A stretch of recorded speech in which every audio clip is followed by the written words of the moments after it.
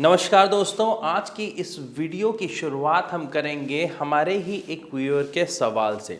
और ये सवाल सिर्फ उनका नहीं है, बहुत सारे हमारे जो पेशेंट्स भारत होम्योपैथी में अपने वेरिकोसील के ट्रीटमेंट के लिए आते हैं उनका भी होता है। और सवाल है कि क्या वेरिकोसील के पेशेंट्स शादी कर सकते हैं या नहीं, क्योंकि उनको बहुत सारे डाउट रहते हैं, उनके मन में बहुत सारे सवाल होते हैं कि शादी के बाद कहीं समस्या ज़्यादा तो नहीं बढ़ जाएगी, या इवन शादी के बाद हमारे जो आपसी संबंध है वो ठीक रह पाएंगे या नहीं रह पाएंगे, घर में फैमिली में जब ये चीज़ पता लगेगी तो कोई प्रॉब्लम तो नहीं आ जाएगी।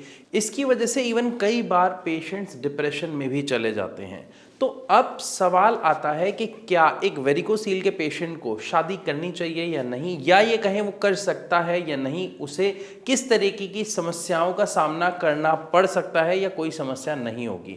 इन सभी चीज़ों के बारे में आज डिटेल से मैं आपको इस वीडियो के माध्यम से बताऊंगा और समझाऊंगा कि वेरिकोसील में अगर आप शादी करते हैं तो क्या प्रॉब्लम आ सकती है और उससे आप कैसे बच सकते हैं, सबसे इंपॉर्टेंट पॉइंट। तो अगर हम बात करते हैं वेरिकोसील की, तो ये प्रॉब्लम क्या है? इसमें प्रॉब्लम है कि हमारी बॉडी का जो ब्लड फ्लो है वो प्रॉपर चल रहा है, तब तक कोई दिक्कत नहीं है, लेकिन जैसे ही आपके टेस्टीज में जो ब्लड फ्लो वाली वेन्स हैं, जब वो ब्लड फ्लो प्रॉपर नहीं होता है, वहां पर वॉल्स के खराब हो जाने के कारण तो वो वेरिकोसील कहलाता है। यानी हमारा जो ब्लड फ्लो है वो प्रॉपर ऊपर की तरफ नहीं आ पाता है, ब्लड नीचे की तरफ इकट्ठा होना शुरू हो जाता है क्योंकि वॉल्व खराब हो जाते हैं या अपना काम प्रॉपर तरीके से नहीं कर पाते हैं, जिसकी वजह से वेन्स आपको सूजी हुई दिखाई देती हैं। और अगर इसका सही टाइम पर ध्यान नहीं दिया जाता तो ये वेन्स सूजने के साथ साथ आपके जो टेस्टिकल्स का साइज है वो भी छोटा होने लग जाता है। आपका जो सीमेन है यानी आपका जो स्पर्म है उसकी क्वालिटी भी इफेक्ट होती है, यानी उसकी मोटिलिटी, उसकी मोर्फोलॉजी में काफ़ी ज़्यादा खराबी देखने को मिलती है, जिसकी वजह से आपको इनफर्टिलिटी की प्रॉब्लम का सामना करना पड़ सकता है, इरेक्टाइल डायफंक्शन का सामना करना पड़ सकता है और कुछ इस तरीके की अन्य समस्याओं का भी सामना करना पड़ सकता है। लेकिन सवाल उठता है यहाँ पर अगेन कि शादी कर सकते हैं या नहीं। तो इसका जवाब मैं आपको सबसे पहले देता हूँ कि एक कोई भी वेरिकोसील का जो पेशेंट है, अगर आपका वेरिकोसील ग्रेड 1 है, ग्रेड 2 है और आपने उसको डायग्नोज कर लिया है, तो आप निश्चिंत होकर शादी कर सकते हैं, कोई चिंता की बात नहीं है। क्योंकि जब स्टार्टिंग स्टेज में वेरिकोसील होता है तो उसमें दिक्कत क्या आ रही होती है, ब्लड फ्लो प्रॉपर नहीं है, इसकी वजह से वेन्स स्वेल्ड हो जाती हैं, टेस्टिकल्स में स्वेलिंग आ जाती है। लेकिन उसकी वजह से आपके जो स्पर्म का प्रोसेस है, यानी आपके स्पर्म की जो फॉर्मेशन है या और भी जितने भी सेक्स रिलेटेड आपकी बॉडी के जो फंक्शंस हैं, उसमें कोई प्रॉब्लम देखने को नहीं मिलती शुरुआती स्टेज पे। तो आप शादी कर सकते हैं और अपनी एक हेल्दी लाइफ जी सकते हैं। बट प्रॉब्लम कहाँ आती है कि आपको वेरिकोसील पता लग गया या ये पता नहीं चला और शादी के बाद आपको पता चलता है और आप इसका समय रहते सही इलाज, सही ट्रीटमेंट नहीं लेते हैं, इसको लीनियंटली अवॉइड करते हैं, तो ये आपके लिए एक बहुत बड़ी समस्या का कारण बन सकता है।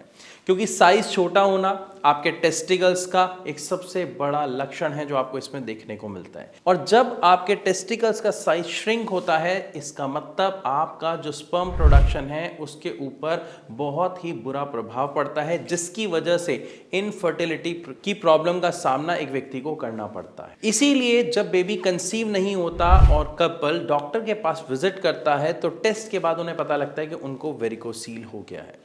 लेकिन ये वेरिकोसील में बेबी कंसीव ना कर पाने वाला जो ग्रेड होता है ये काफ़ी ज़्यादा बड़ा हुआ होता है, वरना कई बार ऐसा भी देखने को मिलता है कि वेरिकोसील है लेकिन फिर भी वो बेबी कंसीव कर पा रहे हैं।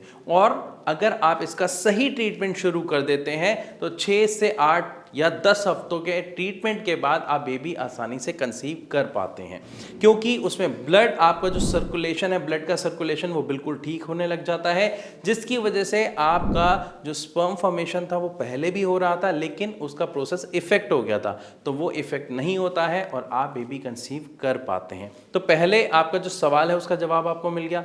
लेकिन यहाँ पर ध्यान देने वाली बात क्या क्या है इसको समझना बहुत ज़रूरी है कि अगर आपको ये देर से पता चलता है, यानी जब आपकी शादी हो गई उसके बाद और आप बेबी कंसीव नहीं कर पा रहे हैं, या फिर आपको ये शादी से पहले ही पता चल गया और आप बहुत ज़्यादा चिंतित हैं, तो चिंता करने की ज़रूरत नहीं है। लेकिन इंपॉर्टेंट पॉइंट, आपको वेरिकोसील के लिए सर्जरी कराने की कोई ज़रूरत नहीं है। बिना सर्जरी के आप अपने वेरिकोसील को ठीक कर सकते हैं।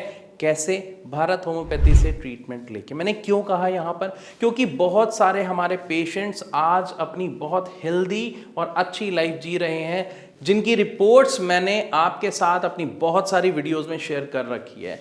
आई बटन पे क्लिक करके आप ऐसी रिपोर्ट्स, ऐसी वीडियोस को देख सकते हैं और अपने आप को किसी भी तरीके के ऑपरेशन से, सर्जरी से बचा सकते हैं और वेरिकोसील को ठीक कर सकते हैं।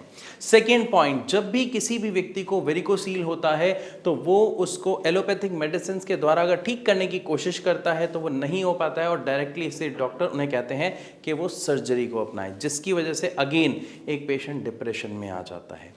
इसके बाद अगर हम बात करें कि सर्जरी होने के बाद क्या वेरिकोसील दोबारा नहीं होता, तो अगेन यहां पर डॉक्टर आपको साफ साफ कहते हैं कि सर्जरी का मतलब है आपका वेरिकोसील यहां ठीक हो रहा है, लेकिन इसकी कोई श्योरिटी नहीं है कि आपको दोबारा से वेरिकोसील नहीं होगा। क्यों? क्योंकि जो उसका रूट कॉज है उस पे तो हम वर्क करते ही नहीं, और अगर हमें किसी भी समस्या को जड़ से खत्म करना है तो हमें क्या समझना पड़ेगा, उसका रूट कॉज क्या है, उसकी जड़ क्या है। वेरिकोसील के जितने भी पेशेंट्स आते हैं, जब डॉक्टर्स ने हमारे स्टडी की तो उन्होंने एक चीज देखी कि जितने भी पेशेंट्स ऐसे हैं जिनको काफी ज्यादा समय से पेट से जुड़ी समस्याएं रहती हैं, कॉन्स्टिपेशन उनको रहता है या उनको इनडाइजेशन है, कोलाइटिस है, तो आगे चलकर ये वेरिकोसील का एक बहुत बड़ा कारण बनता है। अपने डाइजेस्टिव सिस्टम को स्ट्रॉन्ग कर लेते हैं, इनडाइजेशन की प्रॉब्लम को खत्म कर लेते हैं, तो वेरिकोसील का सामना आपको नहीं करना पड़ेगा। तो मैं आशा करता हूं यहां तक आपको ये चीज क्लियर हो गई। दूसरा पॉइंट, आपका जो सवाल था, वेरिकोसील के पेशेंट शादी कर सकते हैं या नहीं, बिल्कुल कर सकते हैं।